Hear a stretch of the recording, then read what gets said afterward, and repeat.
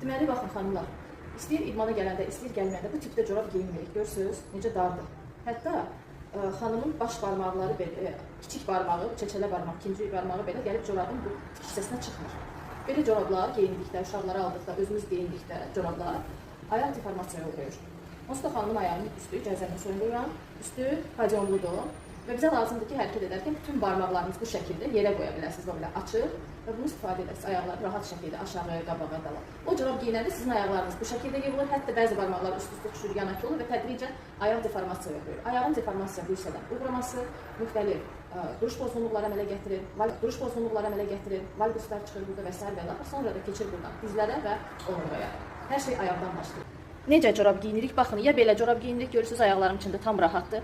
Ya ayaqların, idman zallarının ayaqlarını məsləhət görmürəm. Ya da ki, o barmaqlı corablar var ya, bütün barmaqları keçirdə bilirsiniz. O tipdə corablardan istifadə edirik. Sağlam olun, sağlamlığınızın qeydinə qalın.